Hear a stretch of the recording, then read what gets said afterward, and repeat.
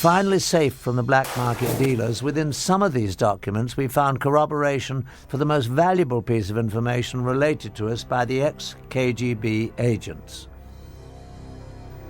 Just as we had been told, indeed, the KGB carefully recorded their activities in documents, films, and tapes. And these were kept in storage in a holding facility beneath the KGB headquarters under the highest security. These were probably the most sensitive records possessed by the agency, for they would illuminate in graphic detail the most intimate activities of the KGB and possibly the connection to the Illuminati. The documents we purchased from the black market dealers represented a major breakthrough. They not only confirmed that more revealing KGB materials existed, they also told us where they were kept. Again, we went to our black market sources, now armed with this new knowledge. We believe that with the demise of the KGB, most of the safeguards protecting its records would be gone. Someone out there must have the knowledge and access to be able to supply them to us for a price. Over the course of the next 5 months, we employed our sources to try to obtain specifically these top-secret records of the KGB. This transaction between one of our Moscow contacts, an interpreter, and a local black market dealer yielded astonishing results. The location of this meeting is a textile factory in the Zakorniki district of Moscow. This is the office of the Russian entrepreneur who owns the plant and uses it for both legitimate and illegal business. After introductions and some initial small talk, the dealer is asked whether the KGB materials are on the premises.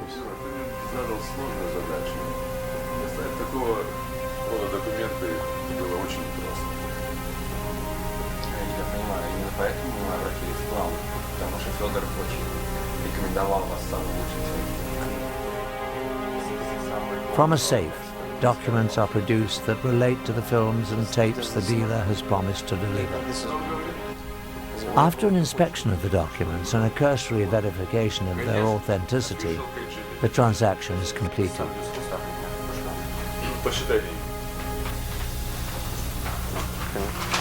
Okay, well, thank you. Спасибо.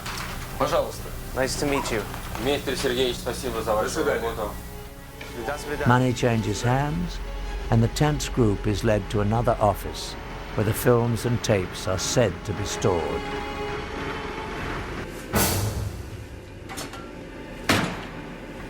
And finally, the graphic films, tapes, and documents we'd heard about surfaced.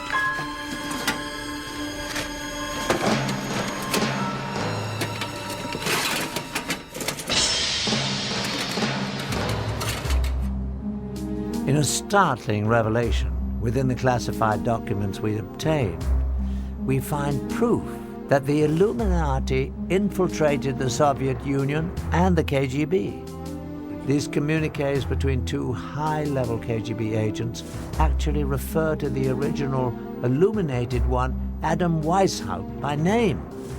They go on to allude to a connection with two past rulers of Russia, Joseph Stalin and Nikita Khrushchev. Our mission to place agents within the walls of the Vatican is a goal that the founder Weishaupt talked about 200 years ago. It is something that has been attempted through the years by both Stalin and Khrushchev with no success, but I believe we can finally do it this time. What's more, in the lab, our investigators made an alarming discovery.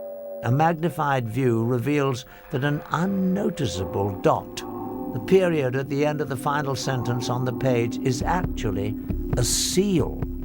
It is the unfinished pyramid with an eye and triangle above it. The official insignia of the Illuminati, a marking used by the secret society since its creation in 1776. The KGB was determined to infiltrate the Vatican. Why would this, of all places, be of such critical interest to the Russians? The answer is simple. The Russians would have no interest in the Vatican, but the Illuminati would. Not only would it further the vendetta against the Catholics, but it would be important for the greater purpose of gaining control of the world. The Vatican may be the most powerful force on the planet for influencing people. Policies dictated by the Vatican affect 1 billion people spread across the globe on every continent, in comparison to less than 300 million under the direct influence of the US or the former USSR.